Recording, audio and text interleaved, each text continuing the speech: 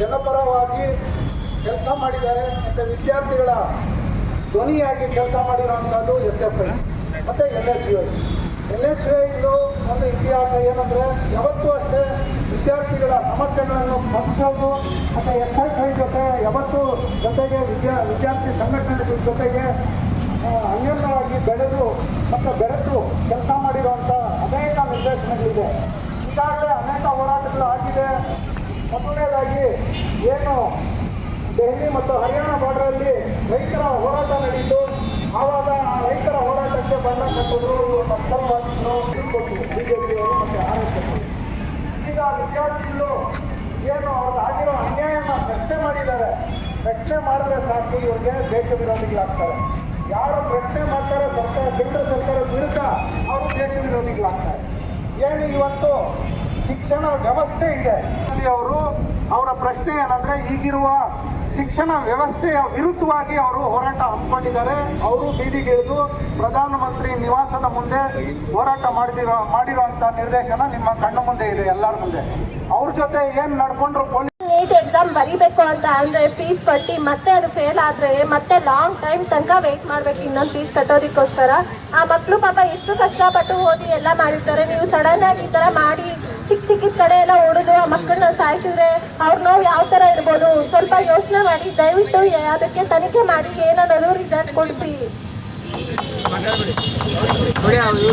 ಎಲ್ಲರಿಗೂ ನಮಸ್ತೆ. ಕೋಲಾರ ಜಿಲ್ಲಾಧ್ಯಕ್ಷ ನಿಹಾಲ್ ತರೀನ್, NSUI.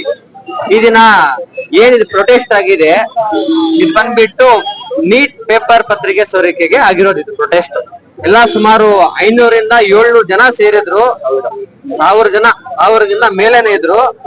ಅವರೆಲ್ಲ ಏನಕ್ಕೆ ಬಂದಿದ್ದು?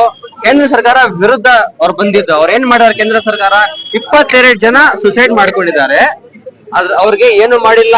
ಧರ್ಮೇಂದ್ರ ಪ್ರಧಾನ್ ಅವರು ರಾಜೀನಾಮೆ ನೀಡ್ತಿಲ್ಲ. ಧರ್ಮೇಂದ್ರ ಪ್ರಧಾನ್ ಅವ್ರ ಒಬ್ಬರಲ್ಲ ನನ್ಗೆ, ಅದ್ರ ಜೊತೆ ನಮ್ಗೆ PM ಮೋದಿ, ನರೇಂದ್ರ ಮೋದಿ ಸಹ ರಾಜೀನಾಮೆ ನೀಡಬೇಕು. ಅಮಿತ್ ಶಾ ಸಹ ರಾಜೀನಾಮೆ ನೀಡಬೇಕು.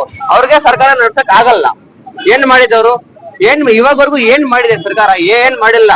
ಮತ್ತೆ ಮೊನ್ನೆ 2 ದಿನ ಮುಂಚೆ ನಮ್ಗೆ ರಾಹುಲ್ ಗಾಂಧಿ ಅವರಿಗೆ ಡಿಟೈನ್ ಮಾಡಿದ್ದಾರೆ. ಅವ್ರ ಅಪೋಸಿಷನ್ ಸ್ಟ್ರಾಂಗ್ ಲೀಡರ್ ಅವ್ರ ಸ್ಟ್ರಾಂಗ್ ಲೀಡರ್ ಯಾರು ಇಲ್ಲ. ಅವ್ರಿಗೆ ಡಿಟೈನ್ ಮಾಡಿದ್ರೆ ಇವಾಗ ನಾವೆಲ್ಲ ಏನ್ ಮಾಡ್ಬೇಕು? ರಿಟರ್ನ್ ಮಾಡ್ಕೊಂಡು ಹೊಡೆದವ್ರೆ, ಪಾಪ ಮಕ್ಕಳಿಗೆ ಹೊಡೆದವ್ರೆ, ಹೆಣ್ಮಕ್ಳಿಗೆ ಹೊಡೆದವ್ರೆ, ಪ್ರೈವೇಟ್ ಪಾರ್ಟ್ಸ್ ಮೇಲೆ ಹೊಡೆದವ್ರೆ. ಅವ್ರಿಗೆ ಏನ್ ಬರಲ್ಲ.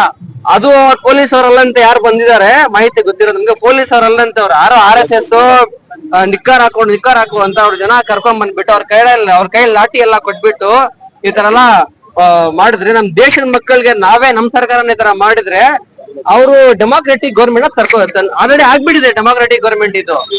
ಇಂಡಿಪೆಂಡೆನ್ಸ್ ನಮ್ಗೆ ಸಿಕ್ಕಿದ್ದು ಅವಾಗಿಂದ ಇವಾಗವರೆಗೂ ನಮ್ಗೆ ಚೆನ್ನಾಗಿತ್ತು. ಈ BJP ಸರ್ಕಾರ ಯಾವಾಗ ಬಂತು ಅವಾಗಿಂದ ನಮ್ಗೆ ಕಷ್ಟಗಳು, ಹಿಂದೂ ಮುಸ್ಲಿಂ ಜಾತಿ ಭೇದ ಎಲ್ಲ ಇದು ಮಾಡ್ಬಿಟ್ಟು ಓಟ್ಗಳು ಡಿವೈಡ್ ಮಾಡ್ಬಿಟ್ಟು ಅದು ಅವ್ರು ಗೆಲ್ತಿಲ್ಲ.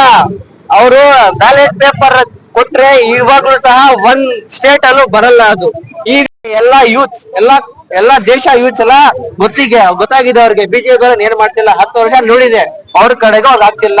ಪೊಲೀಸ್ ವ್ಯಾನ್, ಜಂತರ್ ಮಂತರ್ ಅಲ್ಲಿ ಎಲ್ಲ ಏನೇನಿದೆ ಗೌರ್ಮೆಂಟ್ ಎಲ್ಲ ಏನಿದೆ ಎಲ್ಲ ಒಡ್ಬಿಟ್ಟವ್ರು ಎಲ್ಲ ಇದ್ ಮಾಡಾಕಿದ್ದಾರೆ. ಅದೆಲ್ಲ ಏನಕ್ಕೆ ಮಾಡ್ತಿರೋದು? ಅವ್ರೇನ್ ಆಕ್ಷನ್ ತಗೊಂತಿಲ್ಲ ಅಲ್ಲ. ಧರ್ಮೇಂದ್ರ ಪ್ರಧಾನ್ ಏನಕ್ಕೆ ರಿಸೈನ್ ಮಾಡ್ತಿಲ್ಲ? ಅವ್ನ್ ರಿಸೈನ್ ಮಾಡಿಬಿಟ್ರೆ ಅವ್ನ್ ಗೊತ್ತಾಗ್ಬಿಡುತ್ತೆ ತಪ್ಪಿದೆ ಅಂತ. ಅವ್ನ್ ರಿಸೈನ್ ಮಾಡಿಬಿಟ್ರೆ ಅವ್ನೆಲ್ಲ ಏನೇನ್ ಮಾಡಿದಾರೆ, ಯಾರು ಇದಾರೆ ಎಲ್ಲ ಗೊತ್ತಾಗುತ್ತೆ. ಆಮೇಲೆ ಅವ್ರ ಏನೇನ್ ತಿಂದಿದ್ದಾರೆ, ಎಷ್ಟ್ ತಿಂದಿದ್ದಾರೆ, ಹಿಂಗೆ ಅವ್ರದ್ದು ಏನೋ ಒಂದಿರುತ್ತೆ ಒಳಗೆ.